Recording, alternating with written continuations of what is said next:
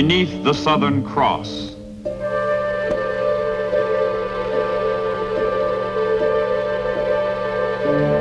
Somewhere in the South Atlantic, somewhere in the majestic waters which separate the continents of Africa and South America, a German submarine keeps a secret rendezvous. With supplies exhausted after weeks of preying on Allied shipping, the U-boat makes contact with a supply submarine, a milk cow, from which it will take on fuel, food, ammunition. Fattened and refreshed, fighting submarines range farther, strike oftener, hit harder without having to return to base. The South Atlantic is now a battleground.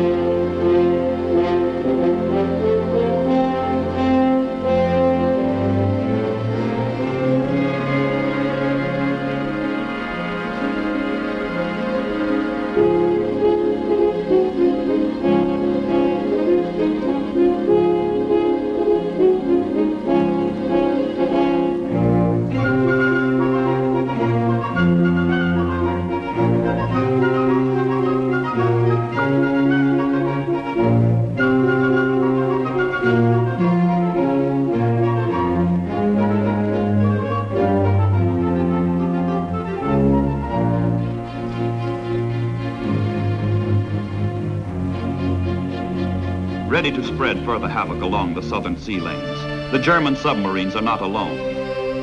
Through these waters runs Germany's only link with her Oriental partner. The Japanese Empire sends its submarines through the South Atlantic to demonstrate to blockaded Germany its loyalty to the common cause, fascism.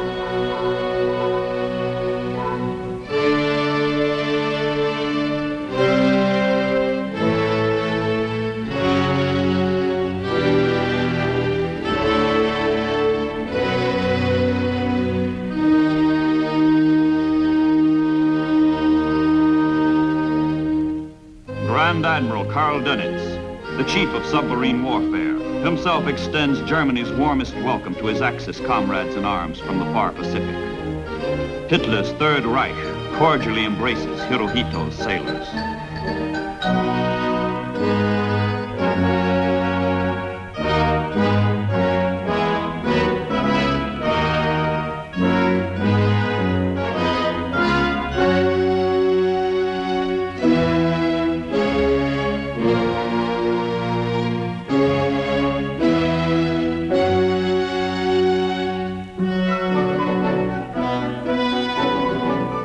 For the German Navy, war has come 5 years too soon. Hitler's admirals have long dreamed of a mighty surface fleet capable of sweeping Great Britain from the seas. But Adolf Hitler, impatient for his war, has not given his admirals time to build the navy for which they hoped.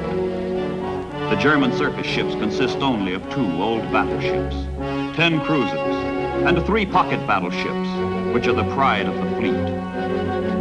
At the outbreak of war, Hitler summons the captain of his finest pocket battleship, the Graf Spee, and orders him to disrupt and destroy enemy merchant shipping by all possible means. The Graf Spee is superbly equipped for her mission. Brilliantly designed, she combines maximum hitting power with the greatest possible speed. With her 33 guns, her 8 torpedo tubes, and a crew eager for blood, she heads for the South Atlantic to carry out her Führer's orders.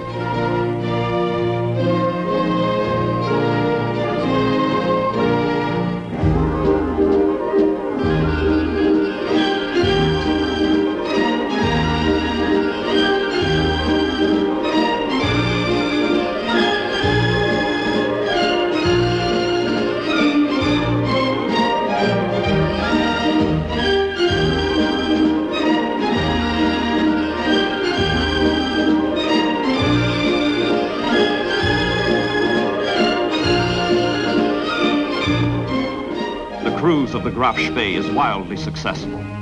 Single-handed, she hunts down and murders 50,000 tons of precious Allied shipping.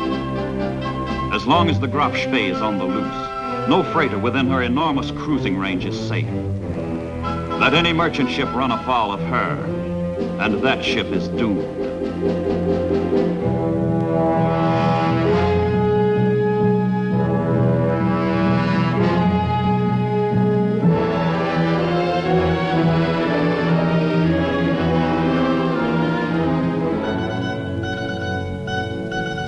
Warning to stop is flashed to the helpless freighter.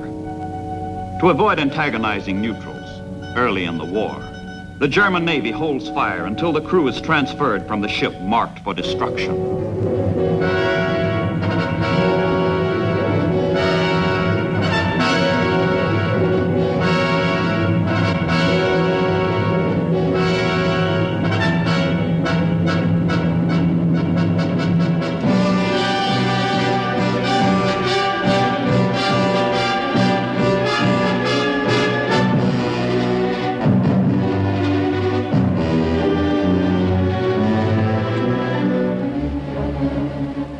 The menace of the Graf Spee overshadows the entire South Atlantic. But the hunter is being hunted. British cruisers, Exeter, Ajax, Achilles, after incessant search, bring the pocket battleship to bay.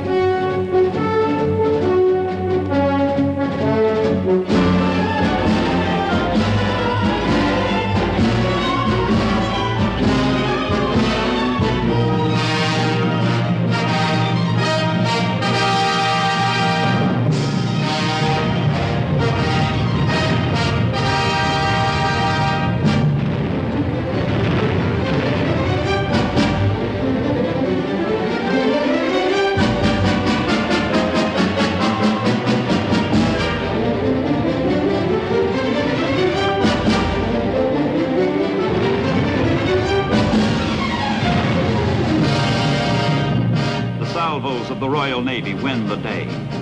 They damage the Graf Spee, but they do not sink her. Crippled and far from base, the German runs for cover.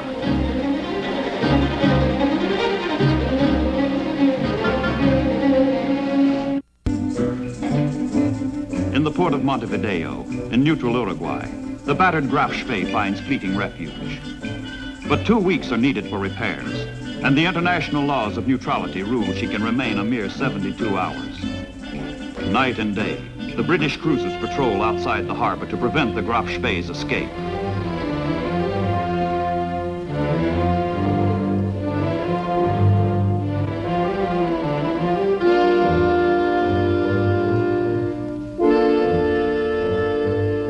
Ashore, the Uruguayan government imposes the strict neutrality rules on the German crew and rejects the desperate pleas of their captain to extend the time limit.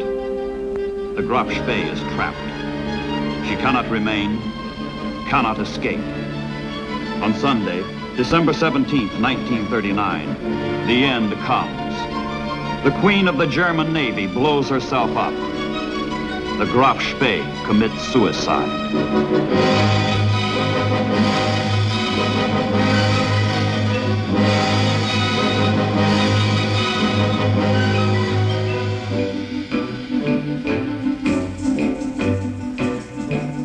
But Axis warships are not alone in menacing the free world below the Tropic of Cancer. German interests, with their own newspapers and business organizations, ally themselves with the fatherland. The totalitarian